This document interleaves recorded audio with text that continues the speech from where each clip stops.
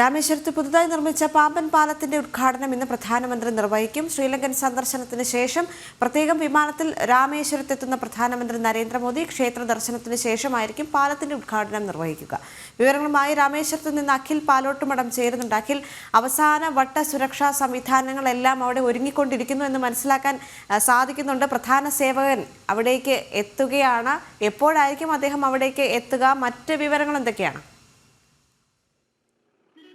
Devika, good morning. Rameswaram ഇപ്പോൾ ഒരു ഉത്സവ പ്രതീതിയിലാണ് ഉള്ളത്. രാജ്യത്തിന്റെ പ്രധാന സേവകനെ വരവേൽക്കുന്നതിലേക്ക് വേണ്ടി രാമേശ്വരം ഒരുങ്ങിക്കഴിഞ്ഞു, സമ്പൂർണ്ണമായും ഒരുങ്ങിക്കഴിഞ്ഞു എന്ന് തന്നെ നമുക്ക് പറയേണ്ടി വരും. ഞാനിപ്പോൾ നിൽക്കുന്നത് ഈ രാമേശ്വരം പാലത്തിന്റെ, ഈ പാമ്പൻ പാലത്തിന്റെ ഉദ്ഘാടന കർമ്മത്തിന്റെ പൊതുസമ്മേളനം നടക്കുന്ന സ്ഥലത്താണ് ഞാനിപ്പോൾ നിൽക്കുന്നത്.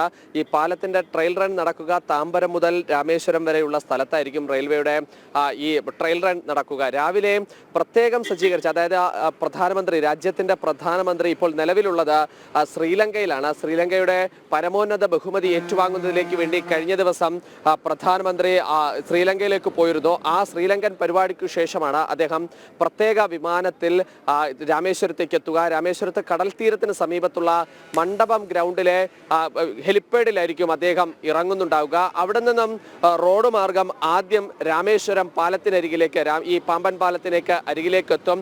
1914 ബ്രിട്ടീഷ് ഭരണകാലത്ത് ആദ്യമായി പാമ്പൻ പാലം നിർമ്മിക്കുന്നത് റെയിൽ ഗതാഗത സംവിധാനത്തിലേക്ക് വേണ്ടി. അവിടെ നിന്ന് ഏകദേശം 2022 കൂടി തന്നെ ഈ പാമ്പൻ പാലത്തിന്റെ അപകടാവസ്ഥയിലേക്ക് പോകുന്ന ഒരു സാഹചര്യം ഉണ്ടായിരുന്നു. അതിനു പിന്നാലെ ഈ ധനുഷ്കോടിയിലേക്കും രാമേശ്വരത്തേക്കും എത്തുക എന്ന് പറയുന്നത് ഭാരതത്തിന്റെ ഒരു ആത്മീയ കേന്ദ്രം കൂടിയാണ്. ഈ രാമേശ്വരവും അതുപോലെ തന്നെ ധനുഷ്കോടിയും എന്നൊക്കെ പറയുന്നത് സൗത്ത് ഇന്ത്യയിൽ മാത്രമല്ല, ഈ ഒരു ഭാരതത്തിന്റെ ഒരു ആത്മീയ കേന്ദ്രം കൂടിയാണ്. അതുകൊണ്ട് തന്നെ 2019 നവംബർ മാസത്തിലാണ് രണ്ടാം മോദി സർക്കാരിന്റെ കാലത്ത് ഈ പാലത്തിന് പുനർനിർമ്മിക്കാൻ വേണ്ടി ഒരു തീരുമാനമെടുക്കുന്നത്. അന്ന് പ്രധാനമന്ത്രി തന്നെ അതിന് തറക്കല്ലിടുന്ന ഒരു സാഹചര്യം ഉണ്ടായിരുന്നു. അതിന് പിന്നാലെയാണ് പണി പൂർത്തീകരിച്ച് 532 കോടി രൂപ ചെലവഴിച്ച റെയിൽവേ നിഗം ലിമിറ്റഡിന്റെ, ഇന്ത്യൻ റെയിൽവേയുടെ നിർമ്മാണ കമ്പനിയായ റെയിൽവേ നിഗം ലിമിറ്റഡിന്റെ നേതൃത്വത്തിൽ നിർമ്മാണം പൂർത്തിയാക്കി ഇപ്പോൾ രാജ്യത്തിനായി സമർപ്പിക്കാൻ പോകുന്നത്. ഏകദേശം 3 അടിയോളം ഉയരത്തിൽ ആ പാലം ഉയർത്താനും 3 സെക്കൻഡോളം ആ പാലത്തെ ഉയർത്തി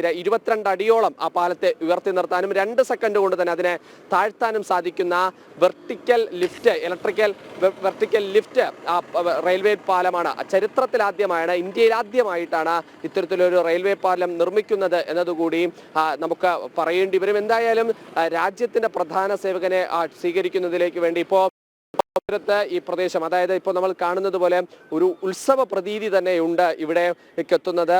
പ്രധാനമന്ത്രി കഴിഞ്ഞ തവണ ഇവിടേക്ക് എത്തുന്നത് രാമക്ഷേത്ര നിർമ്മാണവുമായി ബന്ധപ്പെട്ട്, രാമക്ഷേത്രത്തിന്റെ പ്രാണപ്രതിഷ്ഠയുമായി ബന്ധപ്പെട്ടായിരുന്നു കഴിഞ്ഞ പ്രാവശ്യം രാമേശ്വരത്തേക്ക് രാജ്യത്തിന്റെ പ്രധാന സേവകൻ മോദി എത്തുന്നത്. അപ്പോൾ അദ്ദേഹം കാവി വസ്ത്രം ക്ഷമറിഞ്ഞ് കയ്യിൽ പൂർണ്ണ കുംഭവുമായി അദ്ദേഹം രാമേശ്വരത്തെ ക്ഷേത്രം രാമനാഥ സ്വാമിയെ തൊഴുതതിനു ശേഷമാണ് അദ്ദേഹം, രാമനാൽ പ്രതിഷ്ഠിക്കപ്പെട്ട ശിവൻ കൂടിയാണ് രാമേശ്വരത്തുള്ളത്. അപ്പോൾ ആ ഭഗവാനെ തൊഴുതതിനു ശേഷമാണ് രാജ്യത്തിന്റെ ആത്മീയ കേന്ദ്രത്തിന്റെ ഏറ്റവും നിർണായകമായ ഒരു നാഴികക്കല്ലായി മാറിയ അയോധ്യയിലെ പ്രാണപ്രതിഷ്ഠയ്ക്ക് അദ്ദേഹം നേതൃത്വം നൽകുന്നത്. അതിനുശേഷം അദ്ദേഹം വീണ്ടും വരുന്നത് രാജ്യത്തിന്റെ തന്നെ ഏറ്റവും വലിയ ഒരു പദ്ധതി, ഒരു റെയിൽവേ പദ്ധതിക്ക്, അല്ലെങ്കിൽ രാജ്യത്തിന്റെ തന്നെ ഏറ്റവും വലിയ ഒരു വേഗതയാർന്ന പദ്ധതിക്ക് ഉദ്ഘാടന കർമ്മം നിർവഹിക്കുന്നതിലേക്ക് വേണ്ടിയിട്ടാണ് അദ്ദേഹം വന്നത് എന്നതും ശ്രദ്ധേയമായ കാര്യമാണ്. അദ്ദേഹം രാവിലെ എത്തുന്നു, അവിടെ നിന്ന് നേരെ പാമ്പൻ പാലത്തിലേക്ക് പോകുന്നു. അവിടെ ഫ്ലാഗ് ഓഫ് കർമ്മം നിർവഹിച്ചതിനു ശേഷം റോഡ് മാർഗം ഏകദേശം 5 കിലോമീറ്റർ ദൂരമുണ്ട് പാമ്പൻ പാലത്തിൽ നിന്നും അദ്ദേഹത്തിന് വേണ്ടി വിശ്രമം പറഞ്ഞിരിക്കുന്ന ഹോട്ടലിലേക്കും. അവിടെ നിന്ന് അദ്ദേഹം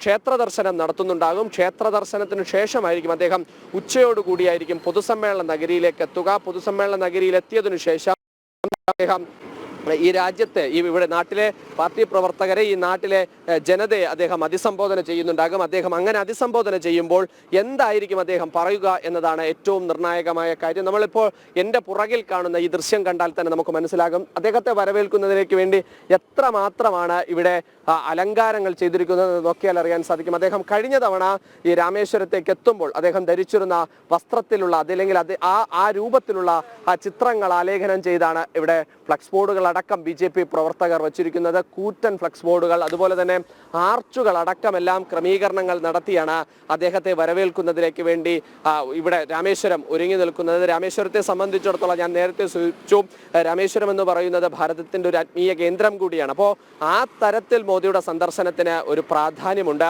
രാജ്യത്തിന്റെ വികസന പദ്ധതികൾ എത്രമാത്രമാണ് ഈ രാമേശ്വരത്തെ കടൽ തീരത്തെ തിരമാലകൾ അടിച്ചുയരുന്നത് പോലെ അതേ വേഗതയിലാണ് രാമേശ്വരത്തെ ഈ പാമ്പൻ പാലത്തിന്റെ നിർമ്മാണവും പുരോഗമിച്ചത്. കാരണം 2019 തറക്കല്ലിടുന്നു, ഇപ്പോൾ 2025 മാർച്ച് ആകുമ്പോൾ തന്നെ അതിന്റെ നിർമ്മാണ പ്രവർത്തനം, അതായത് രണ്ടാം മോദി സർക്കാരിന്റെ ഏറ്റവും അവസാനത്തെ നാളുകളിൽ അതിന്റെ തറക്കല്ലിടൽ കർമ്മം നിർവഹിക്കുന്നു. അതിനുശേഷം ഇപ്പോൾ മൂന്നാം മോദി സർക്കാർ അധികാരത്തിലെത്തിയ ഉടൻ തന്നെ അതിന്റെ ഉദ്ഘാടന കർമ്മവും നിർവഹിക്കുന്നു എന്നതാണ് ഏറ്റവും പ്രധാനപ്പെട്ട കാര്യം. ഒരു എഞ്ചിനീയറിംഗ് വിസ്മയമാണ്. ഞാൻ നേരത്തെ സൂചിപ്പിച്ചതുപോലെ 3 മിനിറ്റ് കൊണ്ടാണ് ആ പാലം ഉയർത്തി വലിയ ബോട്ടുകൾക്കും കപ്പലുകൾക്കും ഒക്കെ തന്നെ അവിടെ മത്സ്യബന്ധനം നടത്തുന്നതിലേക്ക് വേണ്ടി മറ്റു വ്യാപാര സംവിധാനങ്ങൾ നടത്തുന്നതിലേക്ക് വേണ്ടിയിട്ടുള്ള ക്രമീകരണങ്ങൾ നടത്തുന്നത്. 3 മിനിറ്റ് കൊണ്ട് 22 അടി ഉയർത്തി സമുദ്രനിരപ്പിൽ നിന്നും 22 അടി മുകളിലേക്ക് ഉയർത്തുന്നു. അത് 2 സെക്കൻഡ് കൊണ്ട് 2 മിനിറ്റ് കൊണ്ട് അതിനെ താഴേക്ക് താഴ്ത്തി റെയിൽവേ പാതത്തിലേക്ക് വേണ്ടി ഒരുക്കിക്കൊടുന്നു. 75 കിലോമീറ്റർ വേഗതയിലാണ് ട്രെയിനുകൾക്ക് അതിലൂടെ സഞ്ചരിക്കാൻ സാധിക്കുന്നത്. ഞാൻ നേരത്തെ സൂചിപ്പിച്ചു, ബ്രിട്ടീഷ് ഭരണകാലത്താണ് 1914 ആദ്യം ഈ പാമ്പൻ പാലം നിർമ്മിക്കുന്നത്. അന്ന് 10 കിലോമീറ്റർ വേഗതയിൽ മാത്രമാണ് ഈ ട്രെയിനുകൾക്ക് യാത്ര ചെയ്യാൻ ആ പാലത്തിലൂടെ സാധിച്ചിരുന്നു എങ്കിൽ അതിന്റെ ഇരട്ടിക്കും അധികം മുകളിലേക്കായി ഇപ്പോഴത്തെ പാലം നിർമ്മാണം പൂർത്തിയാകുമ്പോൾ അതിന് സാധിച്ചു എന്നതാണ് ഏറ്റവും പ്രധാനപ്പെട്ട ഒരു കാര്യം. അതിനോടൊപ്പം തന്നെ ആ പാലം രാജ്യത്തിനായി സമർപ്പിക്കുമ്പോൾ ഉണ്ടാകുന്ന റെയിൽവേ മന്ത്രാലയത്തിന്റെ ഒരു വികസനം. ഇന്ന് മോദിക്കൊപ്പം സംസ്ഥാനത്ത് നിന്ന് ഗവർണർ RN രവി പങ്കെടുക്കുന്നുണ്ട്, അതുപോലെ തന്നെ കേന്ദ്ര റെയിൽവേ മന്ത്രി അശ്വിനി വൈഷ്ണവ് പങ്കെടുക്കുന്നുണ്ട്, കേന്ദ്ര സഹമന്ത്രി എൽ മുരുകൻ പങ്കെടുക്കുന്നുണ്ട്, BJPയുടെ സംസ്ഥാന അധ്യക്ഷൻ K അണ്ണാമല ഈ പരിപാടിയിൽ പങ്കെടുക്കുന്നുണ്ട്, DMK സർക്കാരുമായി ബന്ധപ്പെട്ട ഒരു മന്ത്രി ഇവിടെ പങ്കെടുക്കുന്നുണ്ട്. അത് മന്ത്രി ആര് എന്നുള്ള കാര്യത്തിൽ ഇപ്പോഴും ഒരു തീരുമാനമായിട്ടില്ല എന്നതാണ് നമുക്ക് പോലീസ് അധികൃതരുമായി സംസാരിക്കുന്ന സമയത്ത് മനസ്സിലാക്കുന്നത്. മറ്റൊരു കാര്യം കൂടിയുണ്ട്. തമിഴ്നാട്ടിൽ ഏറ്റവും വലുതായി ഇപ്പോൾ നിൽക്കുന്നത് ഭാഷയുടെ ചില തർക്കങ്ങൾ നിൽക്കുന്നുണ്ട്. പഠനകാര്യത്തിൽ ഏതൊക്കെ ഭാഷ ഉണ്ടാകണമെന്നുള്ള കാര്യത്തിൽ ഒരു തർക്കം നടക്കുന്നുണ്ട്. കാരണം തമിഴ്നാട് സർക്കാർ വളരെ വ്യാപകമായി ദേശീയ വിദ്യാഭ്യാസ നയത്തെയും അതുപോലെ തന്നെ ഇതര ഭാഷകളെയും ഒന്നും ഇവിടെ പഠിപ്പിക്കില്ല എന്നുള്ള തരത്തിൽ വലിയ വാശി കാണിക്കുന്ന സമയത്താണ് മോദിയുടെ തമിഴ്നാട്ടിലേക്കുള്ള സന്ദർശനം എന്നതും നിർണായകമാണ്. കഴിഞ്ഞ ദിവസം RSSന്റെ പ്രതിനിധി സഭ നടക്കുന്ന സമയത്ത് തന്നെ RSSന്റെ സർക്കാർ വിഭാഗമായിട്ടുള്ള ദത്താത്ര ബസ്രബ വ്യക്തമായി പറയുന്നുണ്ടായിരുന്നു, ഒരു വ്യക്തിയെ സംബന്ധിച്ചിടത്തോളം പ്രാദേശികമായ ഭാഷ പഠിക്കണം, തനതായ ഒരു ഭാഷ പഠിക്കണം, അതുപോലെ തന്നെ വിദ്യാഭ്യാസപരമായി ജോലിക്ക് വേണ്ടിയും ഒരു ഭാഷ പഠിക്കുന്നത് തെറ്റില്ല എന്ന ഒരു RSS ഒരു നിലപാട് സ്വീകരിച്ചു. അതിനുശേഷമാണ് മോദി ഈ തമിഴ്നാട്ടിലേക്ക് എത്തുന്നത്. ആ ഭാഷയുമായി ബന്ധപ്പെട്ട കാര്യത്തിൽ എന്ത് തീരുമാനമായിരിക്കും അല്ലെങ്കിൽ എന്ത് നിലപാടായിരിക്കും സർക്കാരിന്റെ ഭാഗത്തുനിന്ന് ഉണ്ടാവുക എന്നതും ഒരു കാര്യമായി നമുക്ക് പറയേണ്ടി വരും. എന്തായാലും മോദിയുടെ സന്ദർശനവുമായി ബന്ധപ്പെട്ട് വലിയ സുരക്ഷാ ക്രമീകരണങ്ങളാണ് ഇപ്പോൾ ഈ പാമ്പൻ പാലത്ത് മുതൽ രാമേശ്വരത്ത് പൊതുസമ്മേളനം നടക്കുന്നിടത്തും ക്ഷേത്ര പരിസരത്തും എല്ലാം ഏർപ്പെടുത്തിയിരിക്കുന്നത്. SPG കേഡറ്റുമാർക്ക് പുറമെ കേന്ദ്രസേനയുടെ വലിയ വിന്യാസം ഇവിടേക്ക് എത്തിയിട്ടുണ്ട്. അതുപോലെ തന്നെ സംസ്ഥാനത്തെ തമിഴ്നാട് പോലീസിന്റെ വലിയ സുരക്ഷാ സംവിധാനം ഇവിടേക്ക് എത്തിയിട്ടുണ്ട്. വനിതാ പോലീസ് അടക്കമുള്ള ഏകദേശം 400ഓളം വരുന്ന പോലീസ് ഉദ്യോഗസ്ഥരുടെ നേതൃത്വത്തിലാണ് ഇപ്പോൾ സുരക്ഷാ ക്രമീകരണങ്ങളെല്ലാം തന്നെ ഏർപ്പെടുത്തിയിരിക്കുന്നത്. ഈ റോഡ് ഇപ്പോൾ ഇതൊരു പ്രധാനപ്പെട്ട റോഡാണ്, അതായത് ഒരു ഹൈവേ റോഡാണ്. പാമ്പൻ പാലത്തിൽ നിന്നും അവിടെ നിന്ന് വരുന്ന രാമേശ്വരം ക്ഷേത്രത്തിലേക്കുള്ള റോഡാണ്. ഏകദേശം 10 മണിയോടുകൂടി തന്നെ ഈ റോഡ് പൂർണ്ണമായും ഗതാഗത നിയന്ത്രണം ഉണ്ടാകും എന്നതാണ് നമുക്ക് മനസ്സിലാക്കാൻ സാധിക്കുന്നത്. നിരവധിയായ സുരക്ഷാ സേനാംഗങ്ങളുടെ നേതൃത്വത്തിലാണ് സുരക്ഷ ഒരുക്കുന്നത് എന്നതും നിർണായകമാണ്. കാരണം ഈ ശ്രീലങ്കയിൽ പോയതിനു ശേഷമാണ് മോദി ഇവിടേക്ക് എത്തുന്നത്. അപ്പോൾ ആ തരത്തിലുള്ള ഒരു സുരക്ഷാ ക്രമീകരണങ്ങളൂടി നടത്തേണ്ടതുണ്ട് എന്നുള്ളത് തന്നെയാണ് ഇപ്പോൾ നമുക്ക് മനസ്സിലാക്കാൻ സാധിക്കുന്നത്. എന്തായാലും ഉത്സവ പ്രതീതിയോടുകൂടി പാർട്ടി പ്രവർത്തകർ നിൽക്കുന്നു. വലിയ ആവേശത്തോടു കൂടിയാണ് BJP പ്രവർത്തകർ മോദിയെ വരവേൽക്കുന്നതിലേക്ക് വേണ്ടി ഇവിടെ തയ്യാറെടുത്തിരിക്കുന്നത്. കാരണം മോദിയുടെ വരവ് എന്ന് പറയുന്നത് അത് ഓരോ തവണ മോദി ഓരോ സ്ഥലത്തേക്ക് എത്തുമ്പോഴും അത് വലിയ വിസ്മയമായി മാറുന്ന സാഹചര്യം ഉണ്ടായിരുന്നു. നമ്മൾ നേരത്തെ കണ്ടതാണ്, ഞാൻ സൂചിപ്പിച്ചു.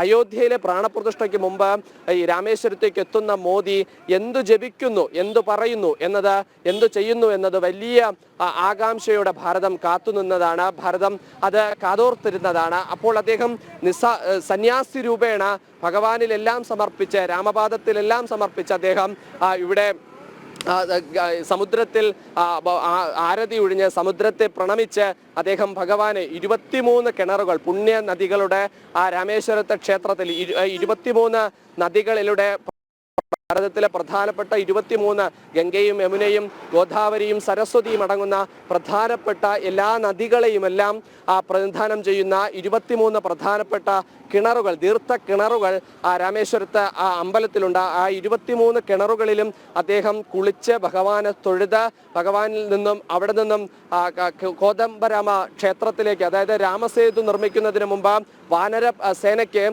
ഈ കല്ലുകൾ പൂജിച്ച് രാമനും അരികിൽ ലക്ഷ്മണനും ഇരുന്ന് കല്ലുകൾ പൂജിച്ചു നൽകിയ കോദണ്ഡരാമ ക്ഷേത്രത്തിലേക്ക് പോകുന്നു. അവിടെ നിന്നും ഭഗവാനെയും തൊഴുതതിനു ശേഷമാണ് അദ്ദേഹം അന്ന് പ്രാണപ്രതിഷ്ഠയിലേക്ക് വേണ്ടി അയോധ്യയിലേക്ക് പോകുന്ന ഒരു സാഹചര്യം ഉണ്ടായിരുന്നത്. അതിനുശേഷം രണ്ടാമതും അദ്ദേഹം ഈ രാമേശ്വരത്തേക്ക് എത്തുമ്പോൾ അതിന് കുറച്ചുകൂടി രാഷ്ട്രീയ പ്രാധാന്യമുണ്ട്.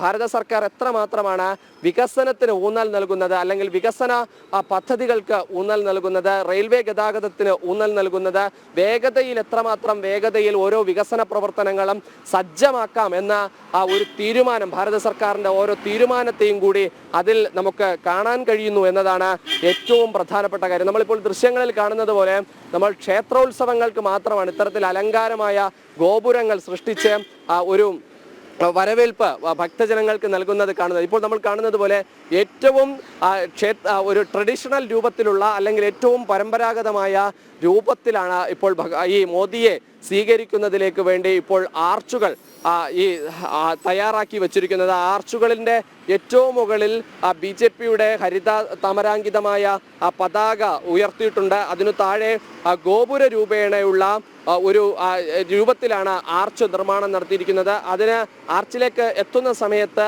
ആർച്ചിലേക്ക് മോദിയുടെ ചിത്രം ആലേഖനം ചെയ്തിട്ടുണ്ട്. അതോടൊപ്പം തന്നെ കേന്ദ്രമന്ത്രിയായിട്ടുള്ള എൽ മുരുകന്റെ ചിത്രം ആലേഖനം ചെയ്തിട്ടുണ്ട്. തൊട്ടരികിലായിട്ട് അണ്ണാമലയുടെ ചിത്രം ആലേഖനം ചെയ്തിട്ടുണ്ട്. അതിനരികിലായിട്ട് BJPയുടെ നിയമസഭാ കക്ഷി നേതാവായിട്ടുള്ള നായനാർ നാഗേന്ദ്രന്റെ ചിത്രം ആലേഖനം ചെയ്തിട്ടുണ്ട്. മുൻ ഗവർണറും മുൻ സംസ്ഥാന അധ്യക്ഷയുമായ തമിഴ് സെൽവിയുടെ ചിത്രം ആലേഖനം ചെയ്തിട്ടുണ്ട്. MLAയും മഹിളാ മോർച്ചയുടെ അഖിലേന്ത്യാ പ്രസിഡന്റുമായ വാനതി ശ്രീനിവാസന്റെ ചിത്രം ആലേഖനം ചെയ്തിട്ടുണ്ട്. രണ്ട് വശങ്ങളിലായി മോദിയുടെയും അതോടൊപ്പം തന്നെ കേന്ദ്രമന്ത്രി അശ്വിനി വൈഷ്ണവിന്റെയും ചിത്രം ആലേഖനം ചെയ്തിട്ടുണ്ട്. അങ്ങനെ മോദിയെ വരവേൽക്കുന്നതിലേക്ക് വേണ്ടി വലിയ ആഘോഷത്തോടുകൂടി, വലിയ ആരവത്തോടുകൂടി രാമേശ്വരം ഒരുങ്ങി നിൽക്കുന്ന കാഴ്ച ഈ പ്രദേശത്ത് എവിടെ നടന്നു സഞ്ചരിച്ചാലും നമുക്ക് കാണാൻ സാധിക്കും. വലിയ കൊടിതോരണങ്ങൾ കെട്ടി, വലിയ ഫ്ലക്സ് ബോർഡുകൾ ഉയർത്തി മോദിയെ സ്വീകരിക്കാൻ ഇവിടുത്തെ പാർട്ടി പ്രവർത്തകർ തയ്യാറായിരിക്കുന്നു. അതുപോലെ തന്നെ സുരക്ഷയ്ക്ക്, രാജ്യത്തിന്റെ പ്രധാനമന്ത്രിക്ക് സുരക്ഷ ഒരുക്കുന്നതിലേക്ക് വേണ്ടി സേനാംഗങ്ങൾ സജ്ജമാണ്. കഴിഞ്ഞ 2 ദിവസമായി വലിയ പ്രവർത്തനമാണ് പോലീസിന്റെ ഭാഗത്തു നിന്ന് ഉണ്ടാകുന്നത്. ഞാൻ നേരത്തെ സൂചിപ്പിച്ചു, SPG ഉണ്ട്.